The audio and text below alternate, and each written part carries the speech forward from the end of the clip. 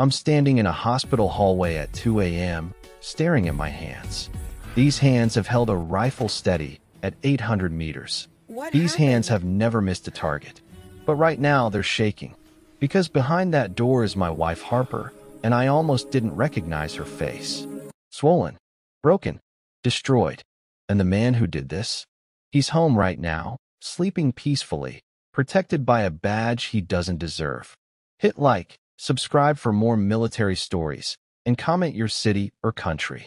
My name is Tristan Cole, Marine Corps sniper. 3 tours overseas. I've seen violence that would break most people. But nothing, absolutely nothing, prepared me for the call I got 6 hours ago.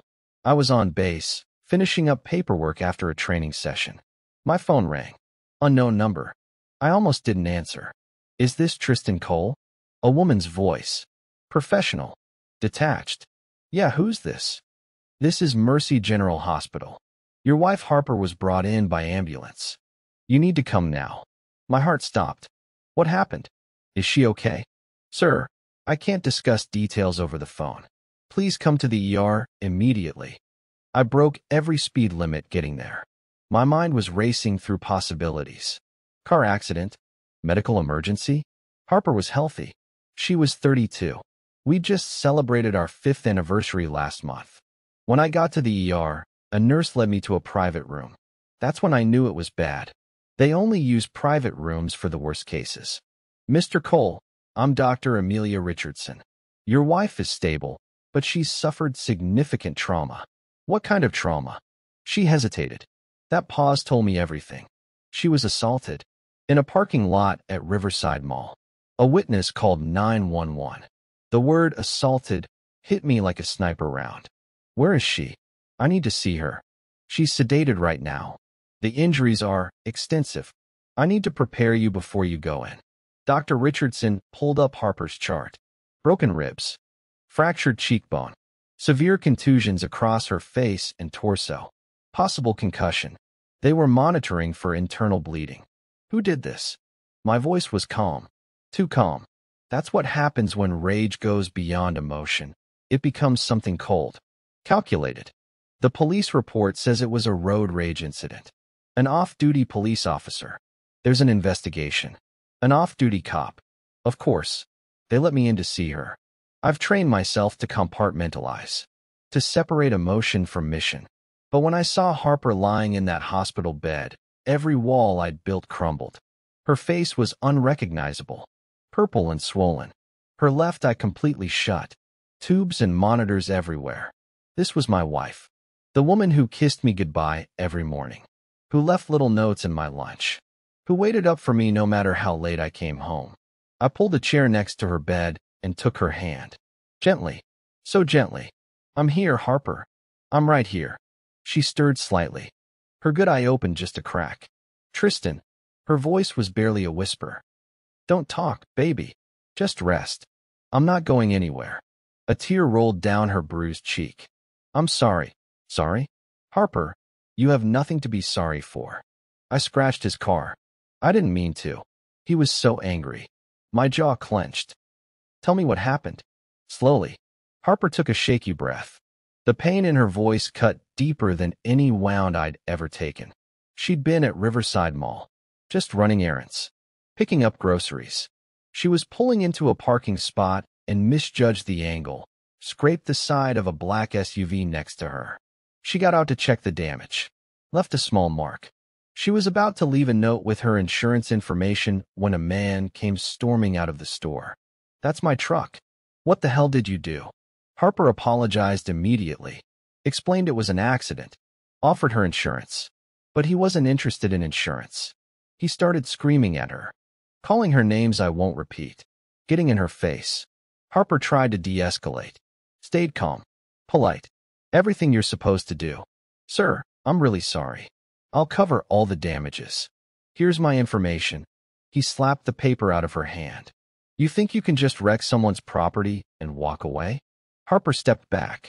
I'm not walking away. I'm trying to make this right. That's when he grabbed her. Shoved her against her car. She told him to let go. Tried to pull away. And he snapped. The first punch landed across her face. She fell. He didn't stop. He kicked her, stomped on her ribs. She was screaming for help. A woman in the parking lot ran over, yelling at him to stop. Started recording on her phone.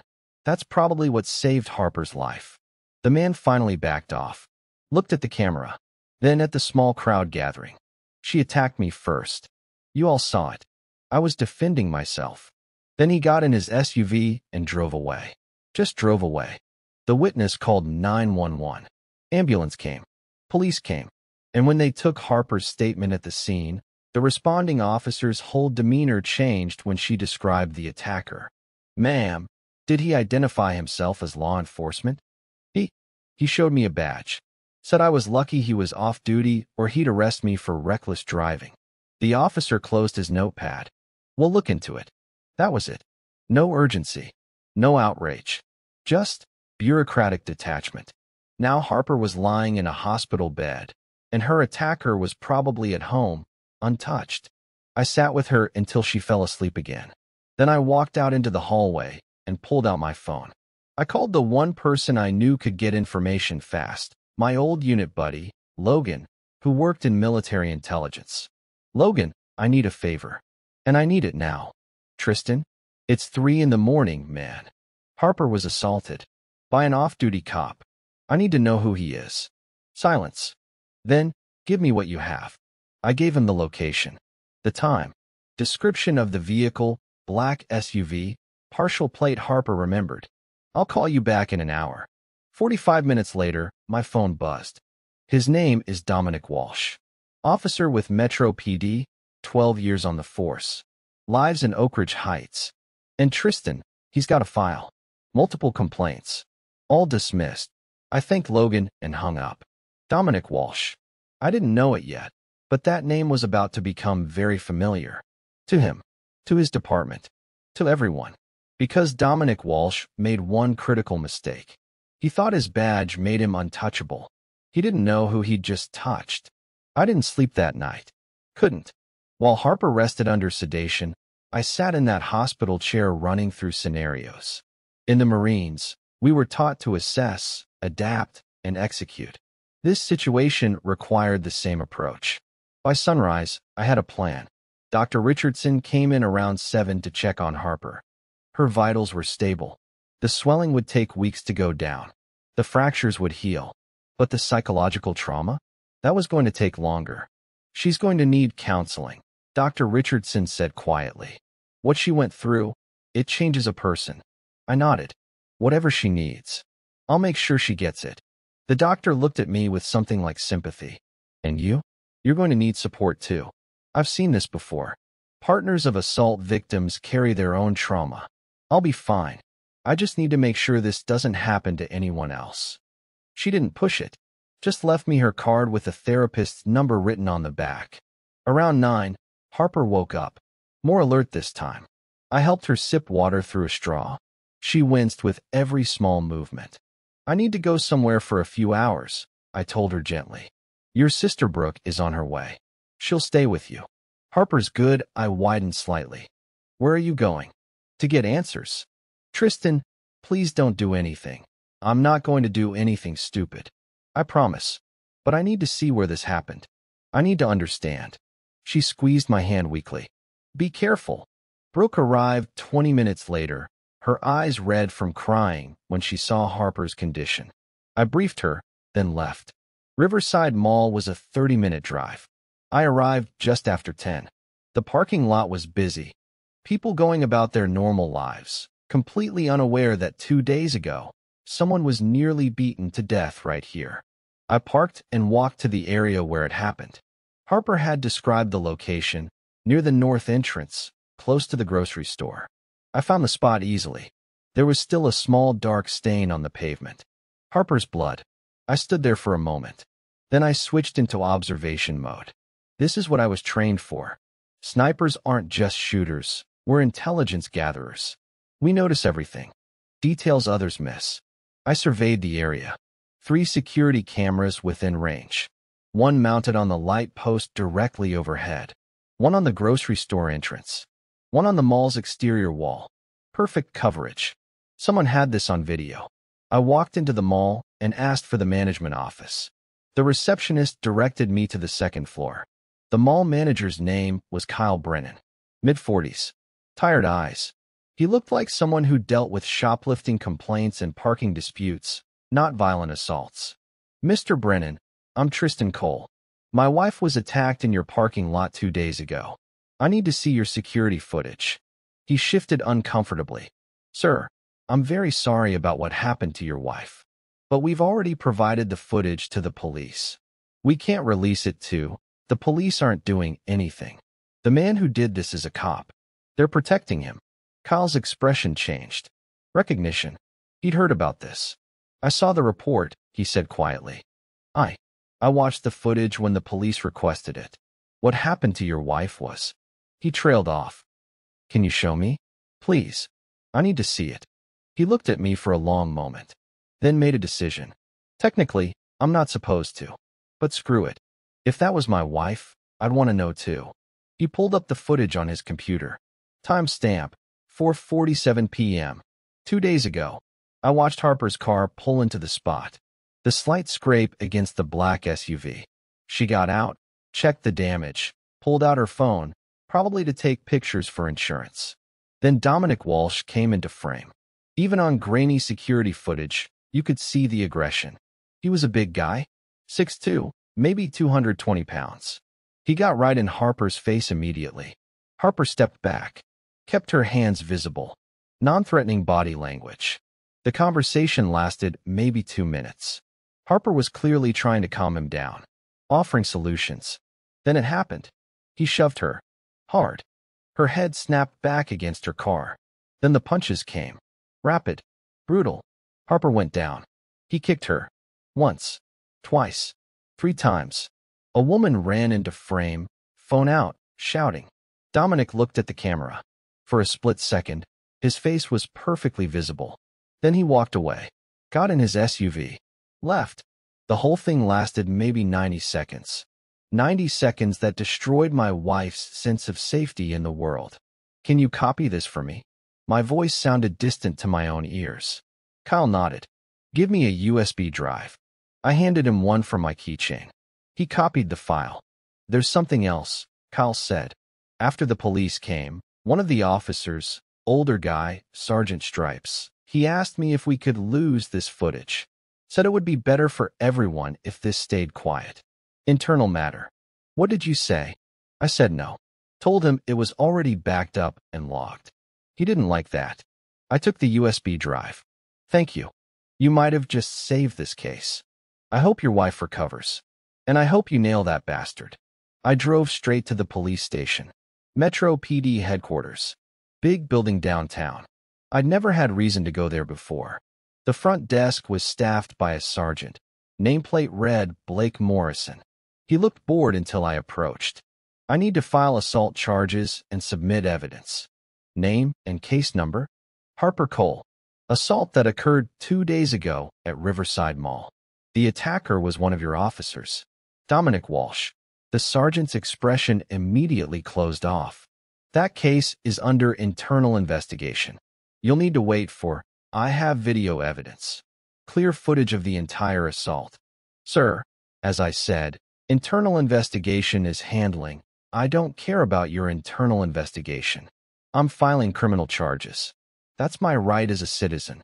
Sergeant Blake sighed like I was inconveniencing him. Look, Mr. Cole, I understand you're upset, but these situations are complicated. Officer Walsh says your wife damaged his personal property and became aggressive when confronted. There are 2 sides to every. There's video. I'm sure there is. And it'll be reviewed through proper channels. But you should know that Officer Walsh has an exemplary record. 12 years of service. Multiple commendations. Not a single sustained complaint. Not a single sustained complaint. But how many unsustained ones? Blake's jaw tightened. That's not public information. I leaned forward slightly. Not threatening. Just focused.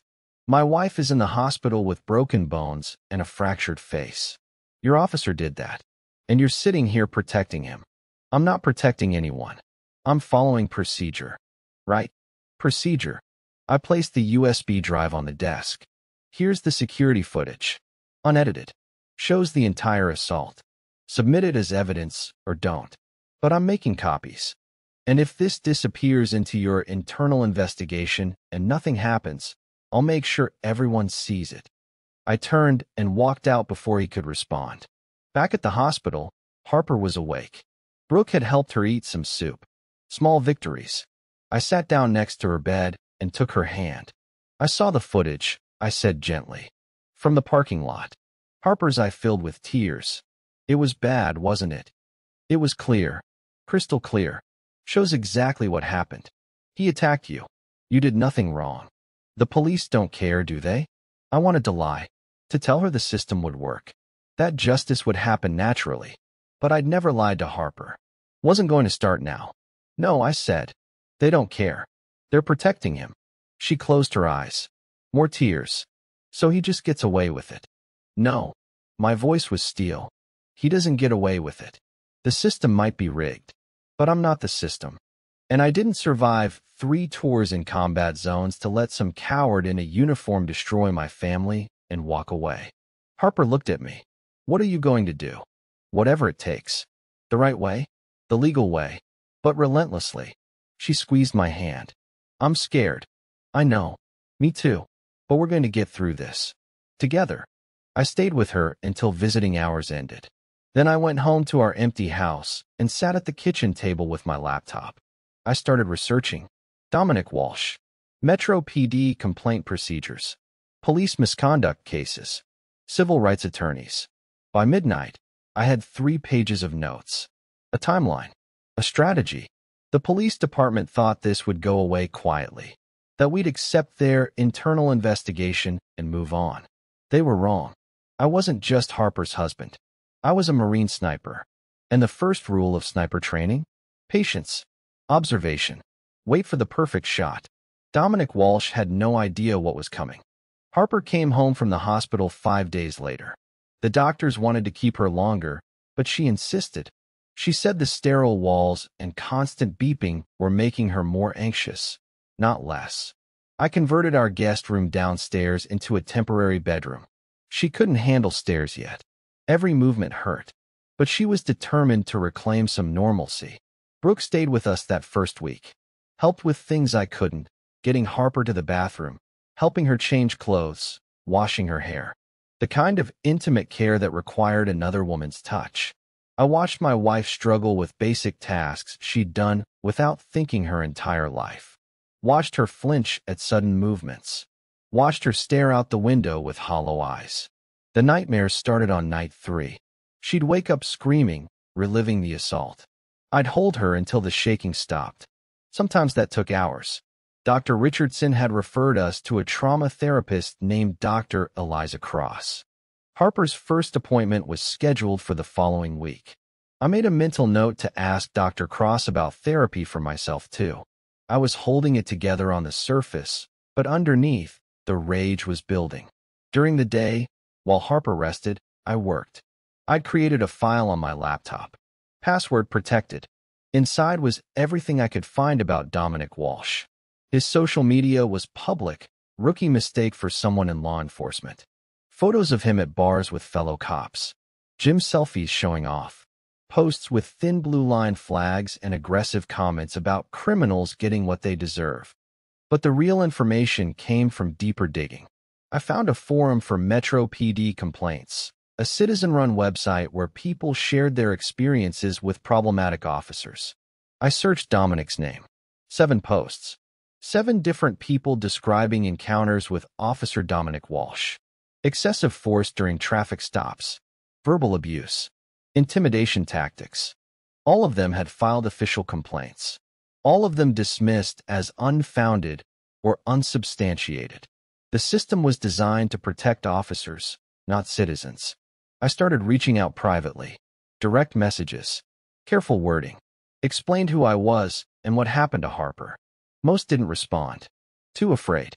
Too worn down by a system that had already failed them. But 3 people replied. The first was a woman named Clara Bennett. She agreed to meet me at a coffee shop downtown. Neutral territory. Clara was in her late 20s. Professional. A paralegal at a law firm. She looked nervous when she sat down across from me. "I'll be honest," she said immediately. "I don't know if talking to you is a good idea. I tried fighting back once. It didn't go well. I understand. But I'm not asking you to fight. I'm just asking you to tell me what happened." She stirred her coffee for a moment, then started talking. 2 years ago, Dominic had pulled her over for a broken taillight. Standard traffic stop. But when Clara questioned whether the light was actually broken, she'd just had her car inspected, Dominic's demeanor changed. He ordered her out of the car, told her she was being uncooperative. When she complied, he grabbed her arm hard enough to leave bruises, spun her around, and shoved her against the vehicle. He kept saying I was resisting. I wasn't. I was just standing there. He twisted my arm behind my back. I heard something pop. Dislocated shoulder. Clara filed a complaint. Went to the hospital. Documented everything. The internal affairs investigator called me in. Made me feel like I was the one under investigation. Asked me if I'd been drinking. If I had a history of mental illness. If I had any reason to lie about a police officer. I was humiliated. Her complaint was dismissed. Insufficient evidence. It was her word against an officer's. The dash cam footage mysteriously had an audio malfunction. After that, I got pulled over 3 more times in 2 months. Always by Metro PD. Always for nothing. They'd run my license, ask invasive questions, let me go with a warning. It was harassment. A message. So I stopped pushing. I listened. Took notes. Would you be willing to tell this story again? To a lawyer? Maybe in court. Clara's hands shook slightly. I don't know. I'm scared. These people have power. So do we. We just have to use it differently. She said she'd think about it. Gave me her number. The second person was a man named Julian Foster. Also a veteran. Army, Iraq War. We met at a VFW hall. Common ground. Julian's story was different, but equally disturbing. He'd been outside a bar with friends. Dominic was off duty, also at the bar. Julian accidentally bumped into him in the crowded space. Apologized immediately. Dominic got in his face. Started pushing. Aggressive. Looking for a fight. Julian, trained to de-escalate, tried to walk away. Dominic followed him outside. Shoved him. Julian shoved back. Pure reflex. Dominic pulled his badge. You just assaulted a police officer. 2 on-duty cops arrived. Dominic had called them. Julian was arrested. Charged with assault on an officer. He spent a night in jail. The charges were eventually dropped. Witnesses vouched for Julian. Said Dominic started it. But Julian had a record now. An arrest on his background check. It cost him a job opportunity. I wanted to sue. Lawyers said it would be expensive, difficult, and unlikely to succeed. So I let it go? But I've hated myself for it ever since. Would you testify if given the chance? Julian looked at me directly. Marine to soldier. Absolutely. The third contact came through an unexpected source. A retired officer named Felix Grant reached out after seeing one of my forum posts. We met at a park. Open space. Felix was cautious, kept looking around like someone might be watching. I worked with Dominic for 3 years, Felix said. Before I retired early. He's everything wrong with policing. Aggressive. Entitled. Protected by the union no matter what he does. Why are you telling me this? Because I tried to report him once. Filed an internal complaint about excessive force I witnessed. Not only did nothing happen, I got frozen out. My partners stopped backing me up on calls. My shifts got changed. I was punished for trying to do the right thing. So I took early retirement. Felix didn't have physical evidence. But he had credibility. A cop willing to speak against another cop. If you're serious about taking him down, Felix said, you're going to need more than victim testimony. You're going to need someone from inside who can speak to the culture. The protection racket. I'll do it. I collected their stories. Recorded audio interviews with permission.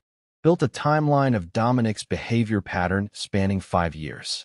This wasn't just about Harper anymore. This was systemic.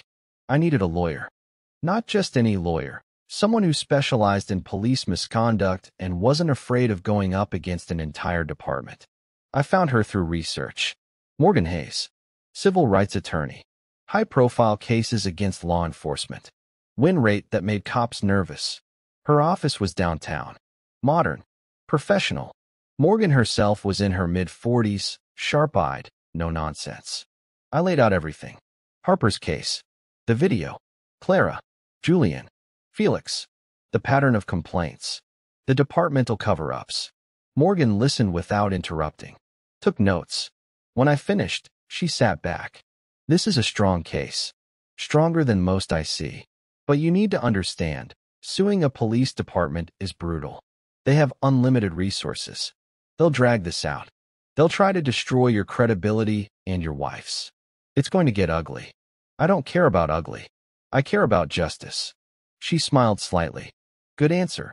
Here's what I need. Get me 3 more witnesses willing to testify. Give me that security footage legally. I'll subpoena it properly. And understand this will take time. Months. Maybe over a year. We have time. And I have patience. Morgan extended her hand. If you can get me those witnesses and that video through proper legal channels, I'll take this case. Pro bono. I shook her hand. You'll have everything you need. Walking out of her office, I felt something I hadn't felt since the assault. Hope. Not the passive kind. The active kind. The kind that comes from taking control of a situation that seemed hopeless. Dominic Walsh thought his badge was armor. He was about to learn it was just metal. 3 weeks passed. Harper was healing physically. The bruises fading from purple to yellow. The ribs less painful with each breath. But mentally, she was still trapped in that parking lot. Dr. Cross said it would take time. Trauma didn't follow a timeline. Meanwhile, I'd been working my case like a military operation. Clara had agreed to testify. Julian was ready. Felix was coaching me on internal department politics, who could be trusted, who was part of the protection network. Morgan filed the proper subpoenas for the mall security footage through legal channels. We were doing everything by the book. No shortcuts, no mistakes, but I'd also made backup plans. Years in combat teach you one critical lesson. Always assume something will go wrong. So I'd made 3 copies of that USB drive Kyle gave me. One in a safe deposit box. One with my brother in another state. One encrypted and uploaded to a secure cloud server. Redundancy. Insurance. The military way. I decided it was time to formally submit everything to Metro PD's Internal Affairs Division. Give them one more chance to do the right thing before we went nuclear with a lawsuit. The Internal Affairs Office was in a separate building from the main precinct. Deliberately isolated. They gave me an appointment with Detective Victor Reeves. Victor was mid-50s, 25 years on the force. He had the weathered look of someone who'd seen too much and stopped being surprised by human nature. We met in a small interview room. I brought printed documentation, witness statements, medical records, timeline of events, and the USB drive with the security footage. Victor reviewed everything methodically. When he watched the video, his expression didn't change. Professional detachment. This is disturbing, he said finally. No question about that. So you'll recommend charges? He leaned back. Mr. Cole, I appreciate you bringing this to Internal Affairs. But you need to understand how this works. Officer Walsh will give his statement. The union will assign him a representative. We'll conduct interviews. The process takes time. How much time? Months. Sometimes longer if it's complicated. There's nothing complicated here. The video shows exactly what happened. Victor looked at me with something that might have been sympathy. I've been doing this job a long time. I've seen good cops and bad cops. Dominic Walsh, let's just say this isn't the first time his name has crossed my desk. That caught my attention. So you know he's a problem. I know he's been the subject of multiple complaints. But knowing and proving are different things. The union is very good at their job, which is protecting bad cops. Victor didn't disagree. Look, off the record, you seem like a solid guy. Military background. You understand chain of command and procedure. So I'm going to be straight with you. He glanced at the closed door, then lowered his voice. Drop this. Take your wife and move on.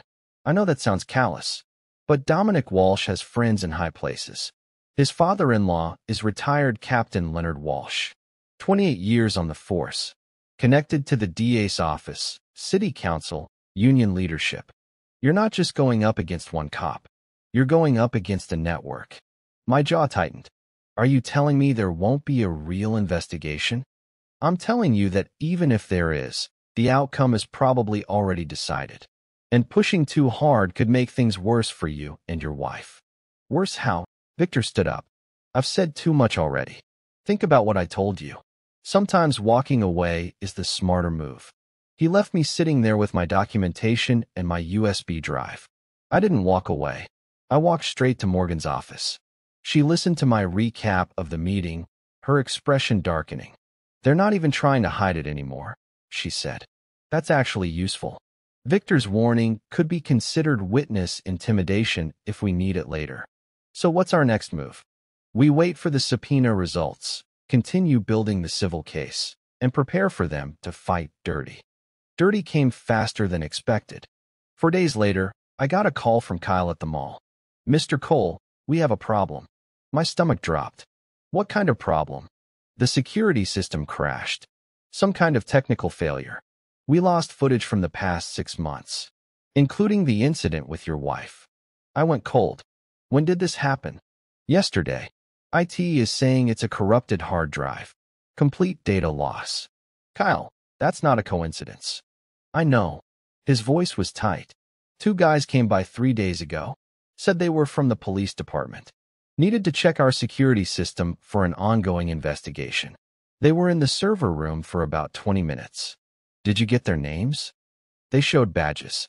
I wrote down the numbers, but when I called to verify, the department said those badge numbers don't exist. The footage was gone. Erased. The primary evidence in Harper's case disappeared. Most people would panic at this point. Most people would realize their case just fell apart. But I wasn't most people. I thanked Kyle and hung up. Then I called Morgan. They destroyed the original footage, I told her. There was a pause. Damn it. That was our strongest piece of evidence. Was. Past tense. But I have backups. Backups. I made copies before I ever submitted the original to the police. 3 separate locations. Encrypted. They can't touch them. Morgan actually laughed. Marine training? Marine paranoia. Turns out it's useful. Tristan, this changes everything. If they're destroying evidence, they're desperate. And desperation makes them sloppy. We can use this. I spent the next 2 days documenting everything. Kyle's statement about the fake badges. The timeline of when I submitted evidence to internal affairs versus when the footage disappeared. The pattern was clear. This wasn't technical failure. It was deliberate obstruction. Felix called me that evening. I heard something through the grapevine, he said. Word is that Leonard Walsh, Dominic's father-in-law, has been making calls, pressuring the DA's office to decline prosecution. He's also reached out to union reps about containing the situation. How high does this go? Higher than I thought. Leonard's got 30 years of favors built up. He's calling them all in. I researched Leonard Walsh that night. Decorated career. Multiple commendations. Retired as captain 5 years ago.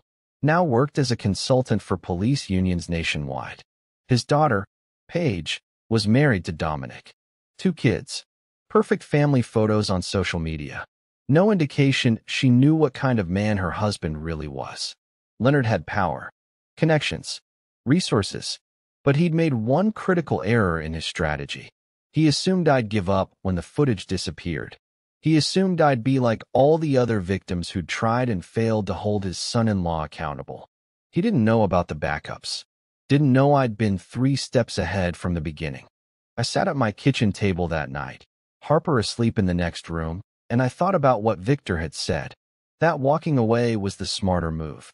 Maybe it was smarter, safer, easier, but I hadn't joined the Marines to take the easy path. And I hadn't married Harper to abandon her when things got hard. Dominic Walsh thought his connections made him untouchable. Leonard Walsh thought his legacy protected his family. The entire department thought this would quietly disappear. They were all wrong. I opened my laptop and sent Morgan an encrypted file, all 3 backup copies of the security footage, along with documentation of the cover-up attempt. Her reply came 10 minutes later. Now we go to war. I looked at the photo on my desk. Harper and me on our wedding day. She was laughing, head thrown back, completely happy. I wanted to see that laugh again. Not the hollow version she'd been forcing since the assault. The real thing. And I was going to make sure she got it back. They'd tried to bury the truth. They didn't know I was trained to be patient, to wait for the perfect shot. And my target was finally in sight. Morgan and I met the next morning at her office. She'd reviewed all the backup footage and the documentation of the evidence tampering. "This is gold," she said, pulling up files on her screen. "Not just for the assault case. This is obstruction of justice. Destruction of evidence. If we can prove the department was involved in erasing that footage, this becomes a federal civil rights case." How do we prove it? We already have Kyle's statement about the fake badges. We have the timeline showing the footage disappeared right after you submitted it to Internal Affairs. We have Victor's warning to you about powerful people. It's circumstantial, but it's a pattern. I sat across from her desk. "So what's the play?" Morgan's expression turned serious. "We have two options. Option 1, we continue through official channels. File the lawsuit, let discovery happen, build the case traditionally. It'll take a year, maybe 2. And the entire time, Dominic Walsh stays on the force, possibly harassing more people. What's option 2? We go public. Release the video ourselves. Local news. Social media.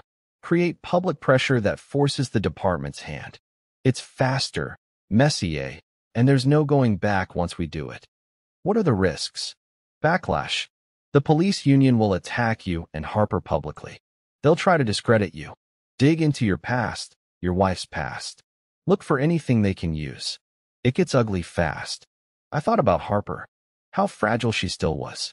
How hard she was working just to feel safe in her own home. But I also thought about Clara, Julian, all the other victims who'd been silenced by this system. How long would it take to prepare? If we move fast, 3 days. I have contacts at the local news stations. I can pitch them the story, corruption angle, evidence tampering, pattern of abuse. They'll eat it up. And once it's on the news, we release the video online simultaneously. Maximum impact. Do it. Morgan nodded. I need Harper's consent too. This is her story. Her trauma. She has to be willing. That evening, I talked to Harper. We sat in the living room, the house quiet except for the sound of rain against the windows. I explained everything. The destroyed footage. The cover-up. Morgan's plan to go public. Harper listened, her fingers twisting the blanket on her lap. "They really erased the video?" she asked quietly. "The original. But I made backups. They don't know that yet." She was silent for a long moment. "I'm scared, Tristan. What if going public makes everything worse?" "It might. They'll come after us. Say terrible things. Try to make you look like the bad guy. It won't be easy. Then why do it?" I took her hand. "Because right now, Dominic Walsh is still out there. Still wearing a badge. Still able to hurt people. And the system is protecting him. If we don't stand up, no one will." Harper's eyes filled with tears. "I just wanted to forget. To move on." "I know. And if you want to walk away, we will. I'll support whatever you decide. But I need you to know, you did nothing wrong. He hurt you. And showing the world what he did isn't weakness. It's courage." She wiped her eyes. Took a shaky breath. "What would I have to do?" "Morgan wants you to do a brief interview. You don't have to show your injuries if you don't want to. Just tell your story. Let people hear what happened." Harper stared at her hands for a long time. Then she looked up at me. "Okay, let's do it." 3 days later, everything was in place. Morgan had connected with Jennifer Nash, an investigative reporter at Channel 7 News. Jennifer specialized in accountability journalism. She'd broken stories about municipal corruption before. We met at Jennifer's studio. She was professional but warm, put Harper at ease immediately. The interview lasted 30 minutes. Harper told her story, the parking lot, the assault, the hospital. Jennifer asked careful questions. Never pushed too hard. Then I showed Jennifer the security footage. Watched her face change as Dominic's attack unfolded on screen. "This is clear as day," Jennifer said quietly. "And the police department tried to cover this up? They destroyed the original footage, Morgan confirmed. We have documentation. Jennifer looked at her producer. We're running this tonight. Lead story. That evening at 6 o'clock, Channel 7 News opened with Harper's face.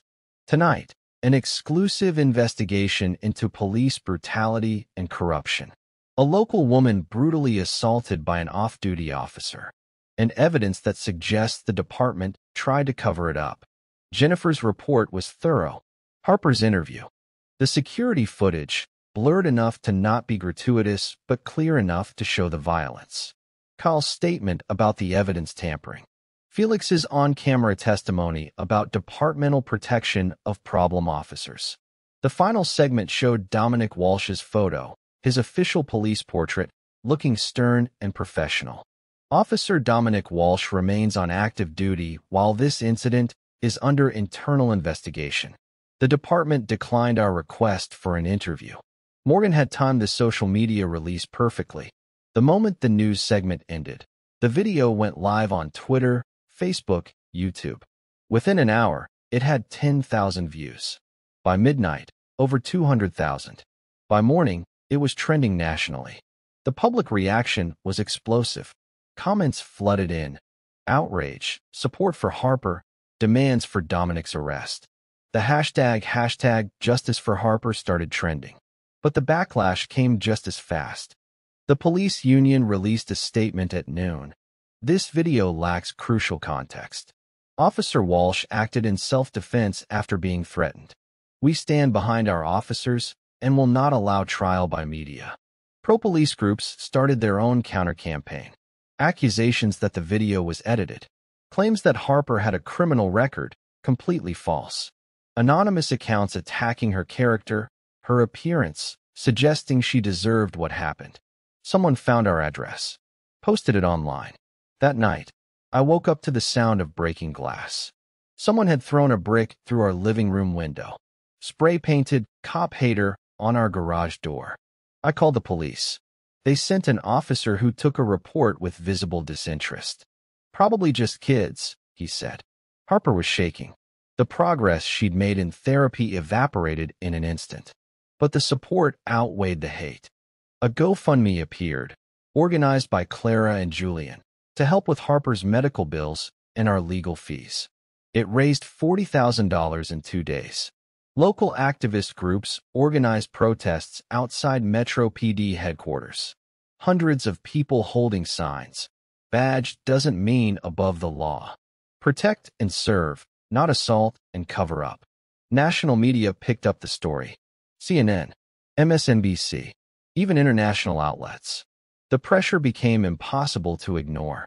5 days after the story broke, Metro PD held a press conference. Police Chief Nathan Cross stood at a podium, looking like he'd rather be anywhere else. After reviewing new evidence, Officer Dominic Walsh has been placed on administrative leave pending further investigation. We take all allegations of misconduct seriously. Administrative leave. Not arrested. Not fired. Still getting paid. But it was movement. First time the department had publicly acknowledged the case. I watched the press conference with Harper and Morgan. It's not enough, Harper said. No, Morgan agreed. But it's a start. The department's on the defensive now. They can't sweep this under the rug anymore. My phone buzzed. Unknown number. I almost didn't answer. Tristan Cole. Yeah. My name is Officer Quentin Drake. I worked with Dominic Walsh. I saw the video. I saw what the department's doing. And I can't stay quiet anymore. I have information you need. I met my eyes with Morgan's. When can we meet? Officer Quentin Drake wanted to meet somewhere public, but not obvious. We agreed on a diner 40 minutes outside the city. He came in civilian clothes, hood up, eyes constantly scanning the room. I arrived with Morgan. We'd agreed she needed to be there. Attorney-client privilege, legal documentation, everything done right. Quentin was younger than I expected. Late 20s. The kind of officer who probably joined with idealistic intentions and was slowly realizing what the system actually was. He slid into the booth across from us, ordered coffee he didn't drink. I need to know this stays confidential until I say otherwise, he started. I've got a wife and a mortgage. If the department finds out I'm talking to you before I'm ready to go public, they'll destroy my career.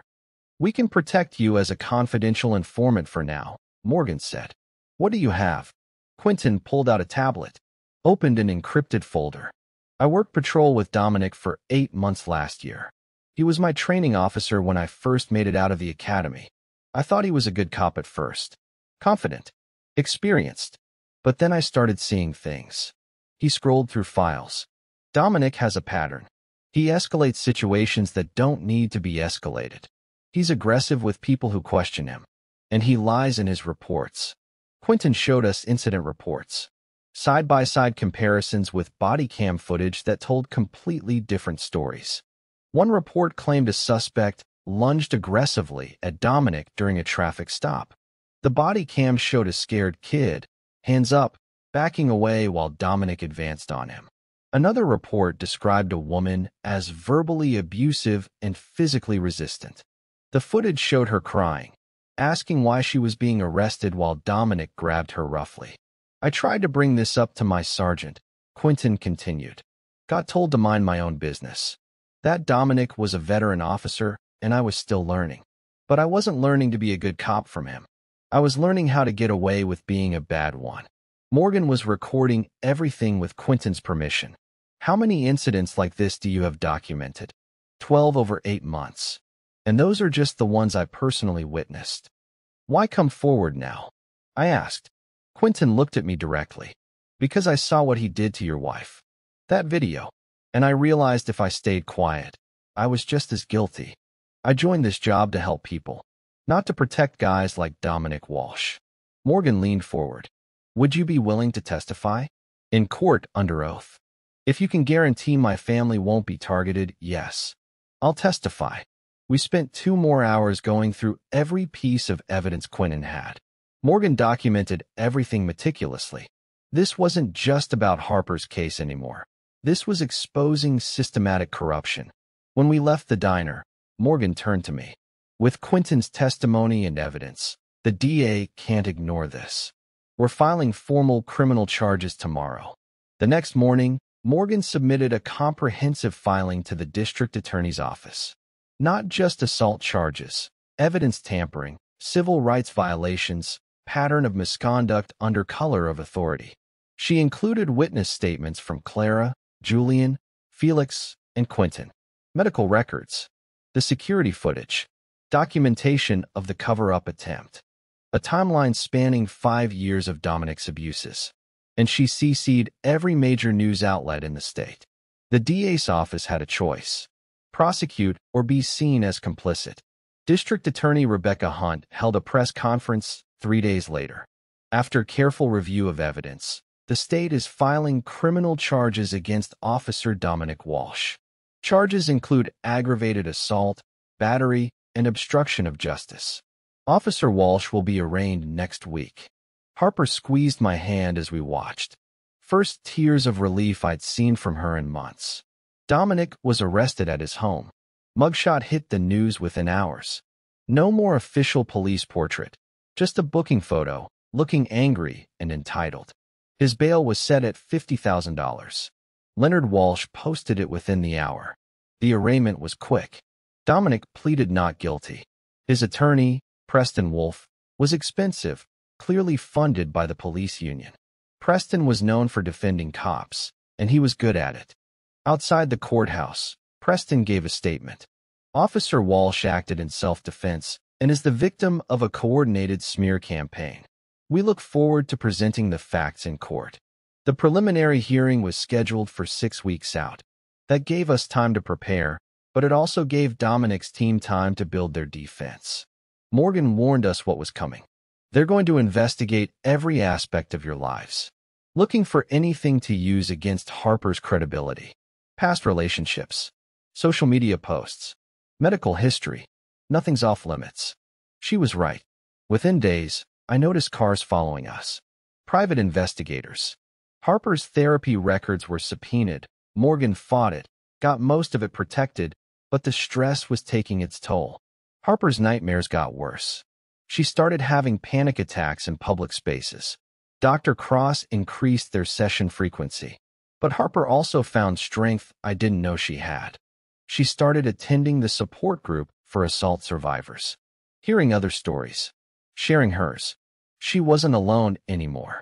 Clara reached out, asked if she and Harper could meet for coffee. They became friends, bonded by trauma, but building something beyond it. The preliminary hearing arrived faster than expected. Judge Natalie Green presiding. She had a reputation for being tough but fair. No patience for procedural games. Morgan presented our evidence. The security footage played in the courtroom. I watched the jury pool. 12 faces, 12 different reactions. Some looked horrified. A few looked skeptical. One older man who'd identified himself as a retired cop looked completely unmoved. Preston Wolf cross-examined Harper. He was aggressive but calculated. "Mrs. Cole, had you been drinking that day?" "No." "Are you sure?" "Even one drink with lunch." "I don't drink alcohol. I'm allergic." "Were you on any medications that might impair judgment?" Morgan objected. "Relevance. Your Honor, if Mrs. Cole's perception was impaired, it affects her credibility." Judge Green sustained the objection. But the seed was planted, making the jury question Harper's reliability. Preston went after the video next. "This footage is from a distance. Grainy. Can we really see what's happening clearly?" Morgan countered with an enhanced version, zoomed and stabilized. Dominic's face. His fists. Harper on the ground. Crystal clear. Quentin testified, still in uniform. The impact was visible. A current officer speaking against one of his own. Preston tried to paint him as disgruntled, looking for attention. But Quentin stayed calm, factual, unshakable. I witnessed Officer Walsh falsify reports, use excessive force, and intimidate civilians. This is a pattern of behavior, not an isolated incident. Clara testified about her encounter. Julian about his. Felix provided context about the departmental culture that protected officers like Dominic. But Preston was good. He created doubt where he could. Emphasized Dominic's service record. Brought in character witnesses, fellow officers who described him as professional and dedicated. The preliminary hearing lasted 3 days. Judge Green reviewed everything and made her ruling. Based on the evidence presented, there is sufficient probable cause to proceed to trial. Mr. Walsh will remain out on bail with conditions: no contact with the victim, surrender of firearms, and GPS monitoring. Trial date was set for 4 months out. We'd cleared the first hurdle, but the hardest part was still ahead. The 4 months between preliminary hearing and trial were the longest of my life. Harper and I tried to maintain some normalcy. She went back to work part-time, needed the routine, the distraction. I continued my duties on base, but took leave when necessary for court prep. Morgan prepared our case with military precision. Witness preparation, evidence organization, anticipating every move Preston Wolf might make. But 2 weeks before trial, everything changed. I was at the grocery store when my phone rang. Unknown number with a local area code. "Is this Tristan Cole?" A woman's voice. Young. Nervous. "Yes." "Who's this?" "My name is Paige Walsh. I'm Dominic's wife." I stopped walking. Found a quiet corner of the store. "Why are you calling me?" "Because I need to tell you something. Something I should have said months ago." Her voice cracked. "What he did to your wife, it's not the first time. And I can't protect him anymore." 20 minutes later, I was sitting in my car on the phone with Morgan, relaying everything Paige had just told me. Paige Walsh had been married to Dominic for 7 years. 2 kids, ages 5 and 3. From the outside, they looked like the perfect police family. But behind closed doors, Dominic was violent. He'd hit Paige multiple times over the years. Shoved her. Grabbed her hard enough to leave bruises. Always in places clothing would cover. Always with the threat that if she reported it, she'd lose her kids. His father Leonard would make sure of it. I believed him, Paige had said. My father-in-law is so connected. And Dominic always apologized after. Said he was stressed from work. Promised it wouldn't happen again. I wanted to believe our family could be normal. But when she saw the video of what Dominic did to Harper, something broke. That could have been me. That was me, just not caught on camera. And I realized, if I stay quiet, I'm letting him hurt more people. I have to think about my kids. What kind of mother would I be if I taught them this is acceptable? Paige had documentation. Photos of bruises taken secretly over the years. Text messages where Dominic admitted to losing his temper. Medical records from an ER visit 2 years ago when he shoved her down the stairs. She'd told doctors she fell, but the records showed injuries inconsistent with her story. Morgan was silent for a long moment after I finished. Then, this is the second twist we needed. Domestic violence establishes pattern, shows a history of targeting women, undermines his entire defense. Can you get Paige to meet with me? She's scared, worried about her kids, worried about Leonard. We can protect her. Restraining order. Safe housing if needed. But Tristan, if she testifies, this case becomes unwinnable for Dominic. I called Paige back, explained what Morgan said. There was a long pause.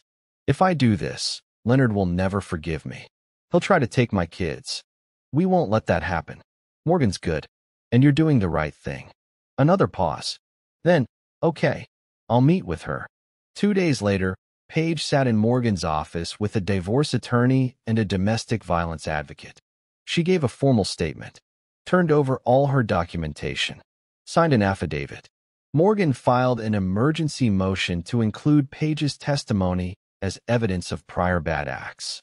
Preston Wolf fought it hard, claimed it was prejudicial, irrelevant to the current charges. Judge Green held a hearing, reviewed Paige's evidence in chambers, made her ruling. The evidence of prior domestic violence is admissible. It establishes pattern of behavior and goes to the defendant's character and propensity for violence against women. The jury will hear it. Preston's face went pale. This was a game changer. Dominic's bail was revoked pending trial. Judge Green cited new evidence of danger to the community. He was remanded to custody. Leonard Walsh showed up at the courthouse, furious. Tried to approach Paige in the hallway. Courthouse security intervened. You're destroying this family, Leonard shouted. He's a good man, a good officer. Paige stood her ground. No, Dad, he's not.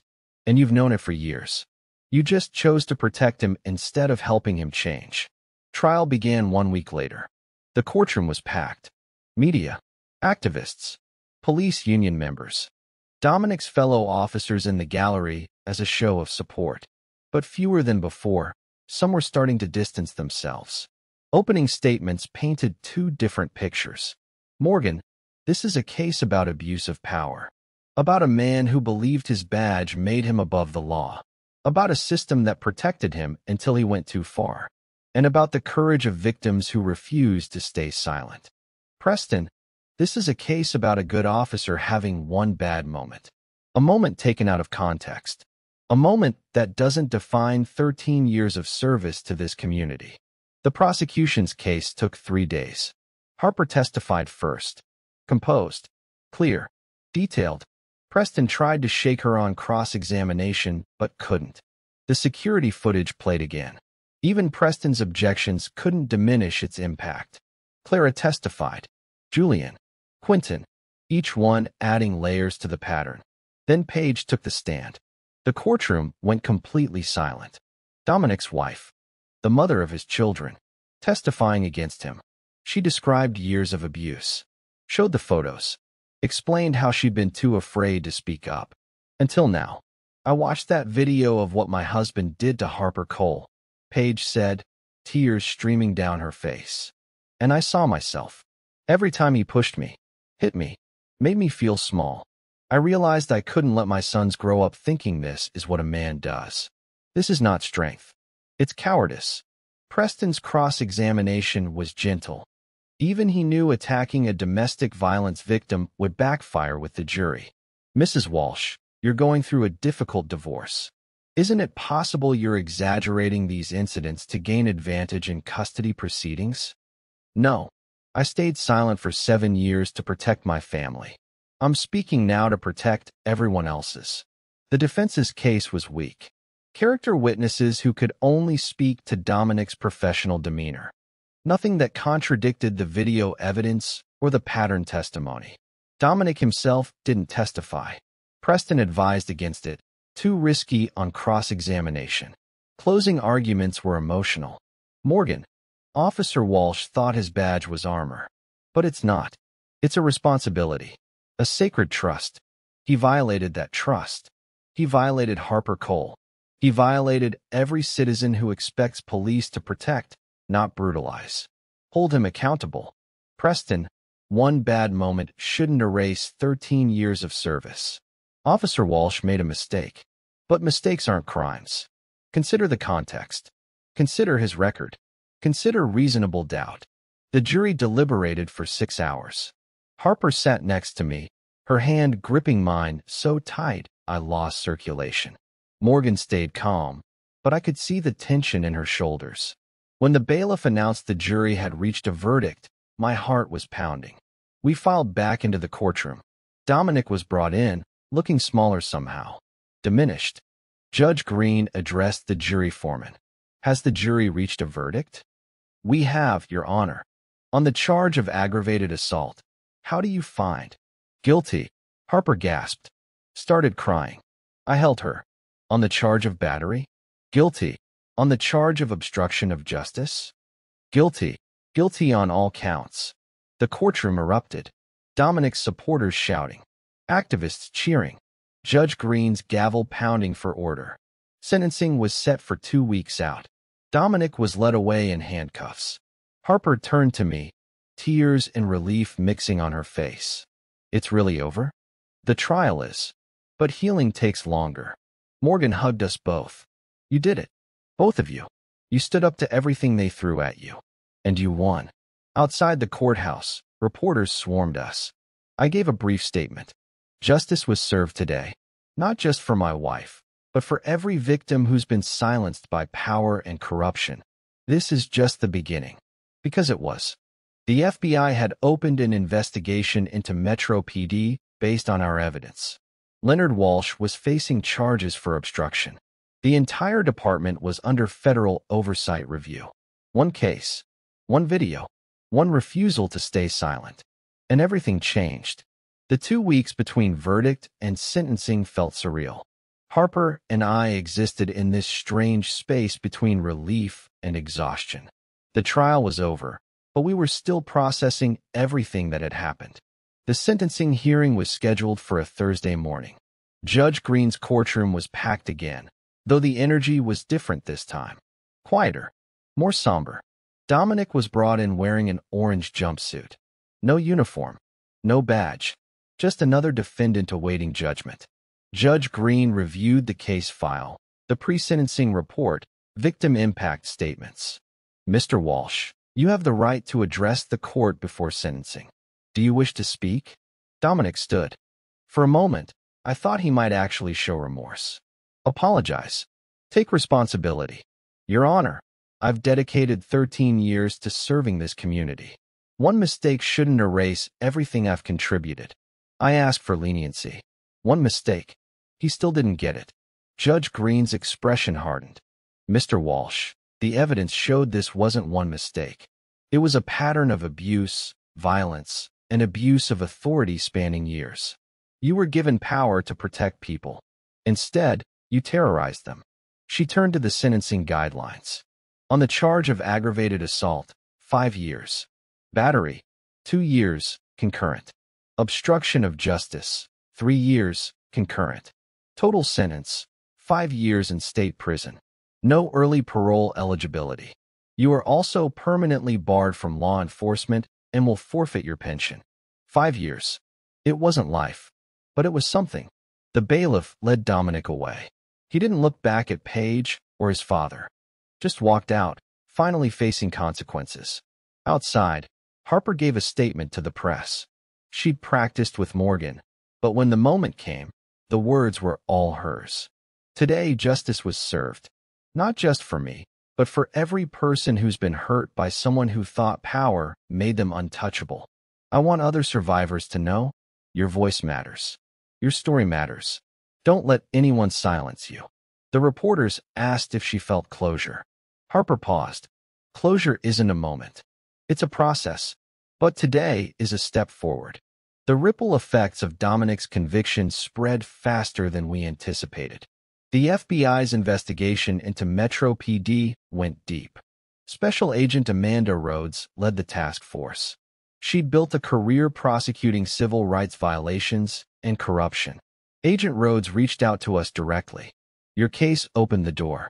Now we're finding out just how rotten the structure behind it was.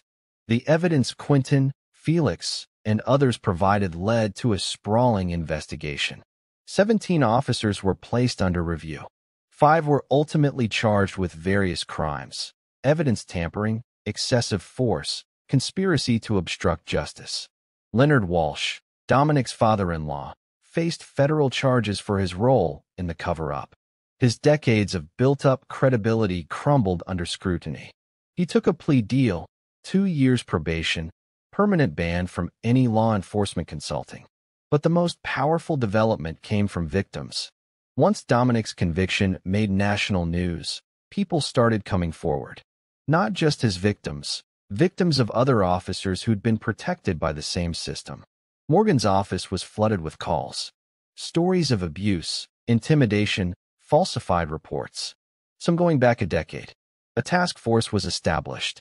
Independent review of every complaint filed against Metro PD officers in the last 10 years.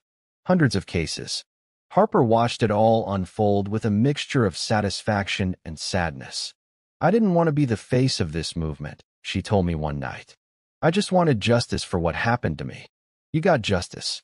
Everything else is just truth finally being heard. But Harper was doing more than just watching. She was healing, growing. Dr. Cross had suggested she consider peer support work, using her experience to help other trauma survivors. At first, Harper was hesitant. Her own wounds were still raw. But then Clara invited her to a survivors group meeting, just to observe. Harper came home from that first meeting different. Lighter somehow. There were 8 women there, she said. All different stories. Assault, domestic violence, abuse. But we understood each other in a way no one else could. I felt less alone. She started attending regularly. Within 2 months, she was co-facilitating, helping others find their voice the way she'd found hers. I watched my wife transform, not back into who she was before. That person was gone, changed by trauma, but into someone stronger. Someone who'd walked through fire and came out forged, not broken. As for me, I'd learned something about warfare I hadn't fully understood before. In combat, you identify your enemy clearly. The threat is visible. The mission is defined. But this, fighting a corrupt system, that was a different kind of battle. It required patience I'd learned as a sniper, watching, waiting, gathering intelligence. But it also required something snipers don't typically do: standing in the open, being vulnerable, trusting others to have your back. I'd worked with Morgan, Felix, Quentin, Clara, Julian, Paige, people I'd never met before this nightmare began. And together, we dismantled something that seemed invincible. 3 months after sentencing, Metro PD underwent a complete leadership change. Chief Nathan Cross resigned. The new chief, brought in from outside the department, implemented sweeping reforms. Body cameras mandatory and always on. Independent review board for complaints. De-escalation training. Community oversight. It wasn't perfect. Systemic change never happens overnight. But it was progress. The community held a recognition ceremony for everyone who'd stood up in the case. Harper was invited to speak. She stood at the podium, hundreds of faces looking back at her, and she didn't shake, didn't hesitate. 6 months ago, I was a victim. Today, I'm a survivor. Tomorrow, I'll be an advocate. This case taught me that silence protects the guilty. But courage, even when you're terrified, protects everyone else. Thank you for standing with me. The applause was deafening. That night, Harper and I sat in our backyard. We'd repaired the broken window, painted over the graffiti, reclaimed our home. Do you ever think about what would have happened if we'd just accepted the police department's internal investigation? Harper asked. Every day, Dominic would still be out there, still hurting people. I'm glad we didn't give up. Me too. I'd spent years as a Marine sniper. taken targets from distances they never saw coming. I thought that was the hardest kind of combat. But this, facing an enemy who hid behind systems and power and corruption, this required a different kind of precision. Not distance, proximity, standing face to face with injustice and refusing to blink. I'd taken down enemies from 800 meters away. This time, I dismantled one face to face. And that victory was sweeter than any I'd earned in combat. 6 months after Dominic Walsh was sentenced, Harper and I stood in our backyard on a Saturday morning. The air was crisp, fall beginning to settle in. We'd planted a tree, a young oak, roots deep, branches reaching upward. Why an oak? Harper had asked when I suggested it. Because they're strong. They weather storms. They grow slowly but last generations. Like us. She'd smiled at that. The real smile. The one I'd been waiting to see again. We planted it together, our hands in the soil, building something new where trauma had tried to take root. Life had found a rhythm again. Different from before, but not broken. Harper had returned to work full-time. She'd been promoted, actually. Her boss recognized the strength it took to survive what she'd been through while continuing to show up and excel. The survivors group she co-facilitated had grown. What started as 8 women was now over 30. They met twice a week, shared stories, offered support, built a community of people who understood. Harper had become a voice for others who were still finding theirs. I'd made changes too. After the trial ended, I'd taken a hard look at what I wanted my life to be. I'd served my country honorably. 3 combat tours, commendations. But my mission had shifted. I transitioned out of active duty and started working with a veterans organization that helped former military members adjust to civilian life, teaching them that the skills we learned in service, discipline, strategy, resilience, could be applied to building rather than just protecting. The young veterans I worked with reminded me of myself at their age, trained for combat, but searching for purpose in peacetime. I helped them find it. Clara and Julian had become close friends of ours. We met for dinner once a month. For people who'd been brought together by trauma but chose to build connection instead of remaining isolated in pain. Clara had started law school. Inspired by Morgan, she wanted to become a civil rights attorney. If I'd had someone like Morgan when Dominic attacked me, she'd said, maybe I would have spoken up sooner. Julian had written a book about his experience, military service, betrayal by the system meant to protect him, and finding justice. It was published by a small press and gained attention. He did speaking engagements now, talking about police accountability and veteran advocacy. Felix had fully retired but stayed active as a consultant for police reform initiatives. His insider knowledge of departmental culture made him invaluable. He was helping design new training programs focused on de-escalation and accountability. Paige had divorced Dominic while he was in prison. She'd gotten full custody of the kids. Leonard's attempts to intervene had been shut down by the courts, especially after his conviction. She was rebuilding her life, attending therapy, learning to trust again. She'd sent Harper a letter a few months ago. Thank you for being brave when I wasn't. Watching you stand up gave me permission to do the same. You saved more than yourself. You saved my children from growing up thinking violence is normal. I'll always be grateful. Harper had cried reading it. Good tears. Healing tears. The broader impact of our case continued to unfold. Metro PD's reforms were being studied by departments nationwide as a model for change. The Independent Oversight Board had reviewed over 400 complaints and sustained 63. Officers fired, retrained, or prosecuted. The department's relationship with the community was slowly improving.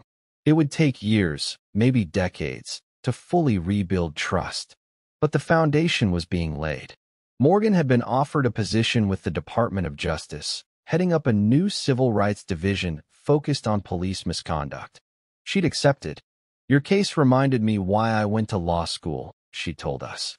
To fight for people who can't fight for themselves. On the 1-year anniversary of Harper's assault, we didn't hide from it. We acknowledged it. Harper wrote an op-ed for the local paper, titled, From Victim to Survivor to Advocate. 1 year later. She wrote about the attack, the fear, the fight for justice. But mostly, she wrote about what came after. Trauma doesn't define you, she wrote. Your response to it does. I could have stayed silent, stayed scared, stayed broken. Instead, I chose to speak, to heal, to help others do the same. That choice made all the difference.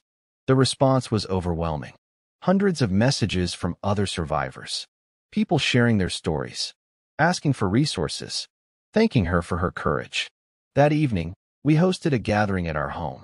Everyone who'd been part of the journey: Morgan, Clara, Julian, Felix, Quentin, Paige. Even Agent Rhodes from the FBI stopped by. We stood around the oak tree we'd planted, now taller, stronger, its leaves full and green despite the approaching autumn.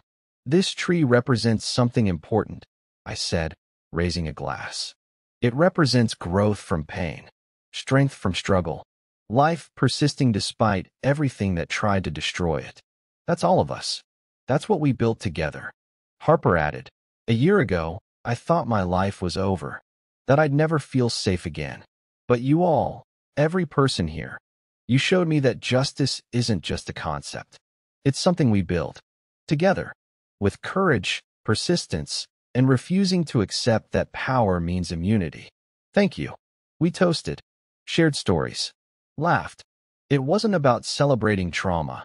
It was about honoring survival. Later that night, after everyone had left, Harper and I sat on the back porch, the oak tree visible in the fading light. Do you think we changed anything? Harper asked. Really changed anything?